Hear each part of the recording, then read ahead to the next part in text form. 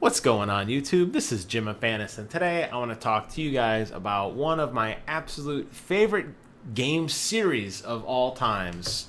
Boom! Gears of War.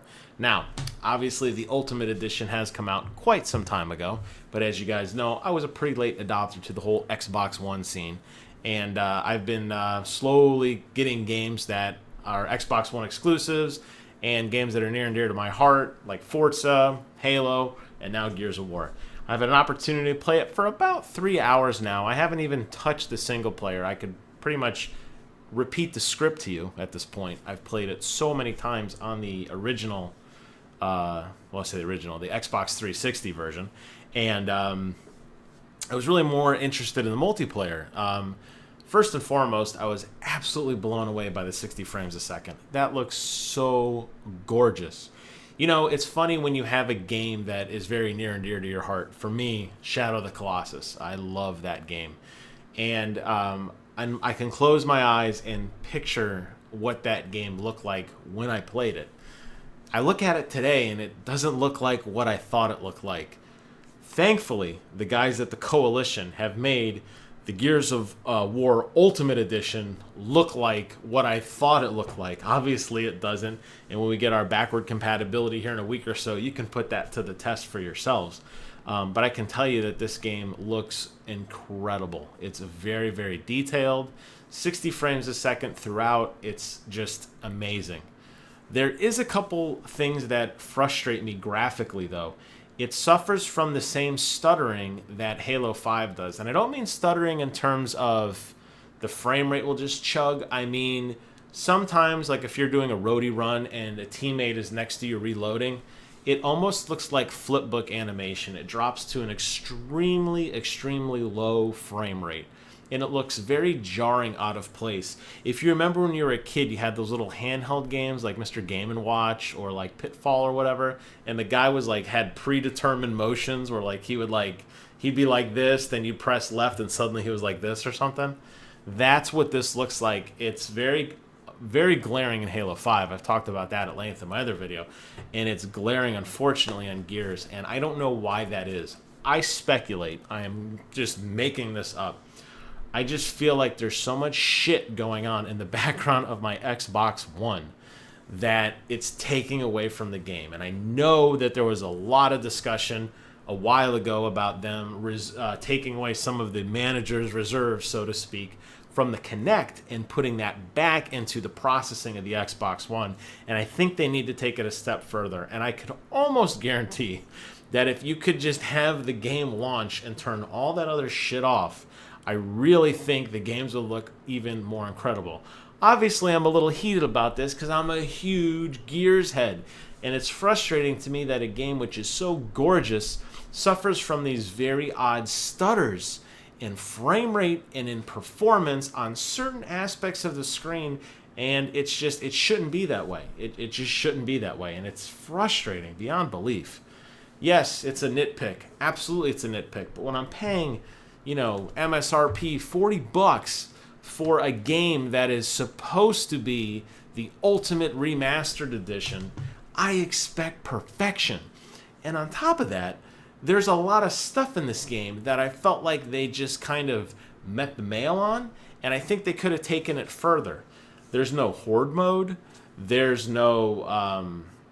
a lot of the characters from 2 and 3 don't make appearances, and they're just skins, okay?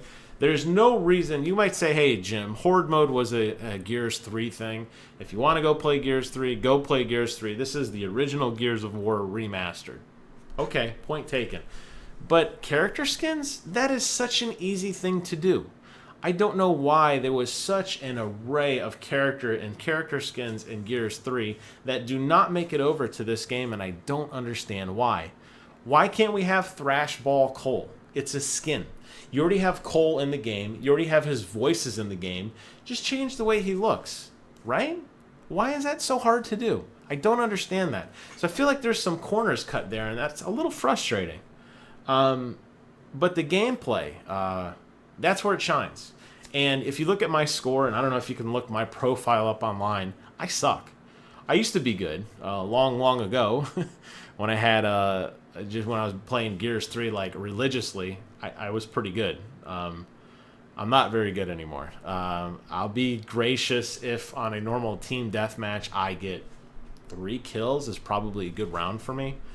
I have a hard time figuring out if I want to use the Gnasher or if I want to go Lancer or if I want to try to snub or if I want to try to grenade, and I just get jumbled up. I don't know whether to attack or defend, to lay back, to bounce, to stand. I just don't know. I have to relearn all that, and I will. I'll get okay again. But it's Gears, and that's what I love about it. And I know it's like, well, geez, you just said you sucked at it. I know, I'm admitting it, and I'm a huge fan, and I'm admitting I suck at it, and that's okay.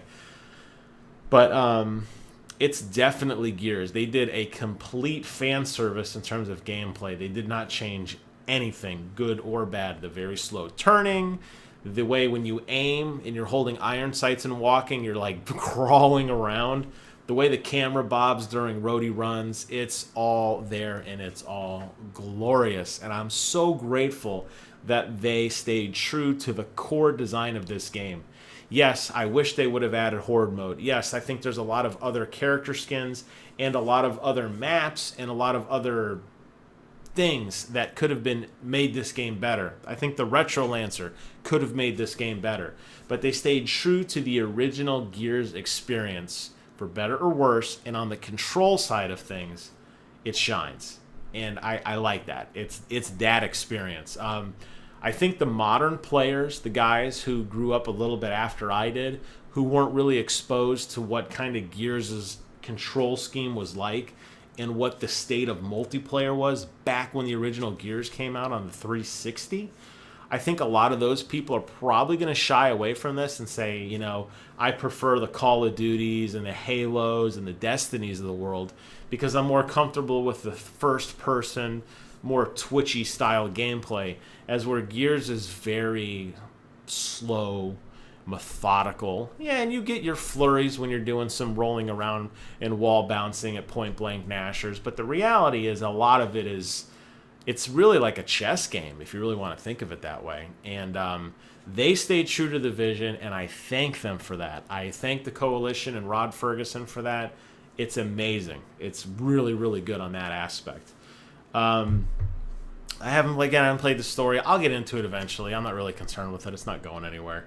I'm curious when the backward compatibility comes live, how many people are going to ditch this and go to Gears 3, which is definitely still a very active community from what I can tell. I'm actually going to go upstairs after this video and fire up the 360 just to see if anybody's on and how long it takes to get into a match. I think that Gears 3 had a lot more polish in it in terms of the multiplayer by the time it came out. That said, this game is not Gears 3 and it's not trying to be. So there are going to be some differences. I mean, it's even as simple as where your Gnasher shoots, whether it's true dead to the screen or whether it's to your character and offset. You guys know what I'm talking about. Even like when you're holding down the left trigger to zoom in and zoom out, the Gnasher can change positions of where it shoots. The two-step, all that kind of stuff. Some of it's here, some of it's not. That's okay. It is what it is. All in all, I love this game. I'm so happy it came out. I wish they would remake all the Gears games. I don't know why they stopped at one. Obviously, it takes a long time, but they did an incredible job. So if you're like me, you're an old-time gamer who remembers the good old days of Gears, and you want that back, this game will give it to you. But if you're a new gamer and you're more used to the twitchy sprint everywhere, 360 no-scope headshots, all that stuff, this game's probably not for you. And I think there's a special audience for Gears, and it's a very rabid fan base. Obviously, you could tell just by this video how heated I get when things are broken and they shouldn't be. The Gears community is very passionate about their game, and I'm no exception at all. So, there's some things that they can improve on, no doubt about it.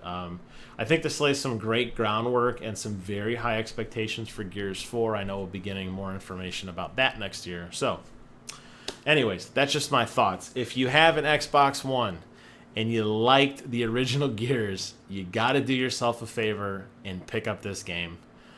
The guys at Coalition, I know you watch all my videos. That's a joke. Add some more skins, please. I have 4 skins with my guns, add some more character skins. It's not hard to do. It's going to go a long way. As always, I want to thank you guys for watching. Please do me a favor, comment, rate, subscribe. Tell me what you guys think about the Gears remake, any hopes and dreams you have for Gears 4. As always, thanks for watching, and until next time, I will see you guys on the other side.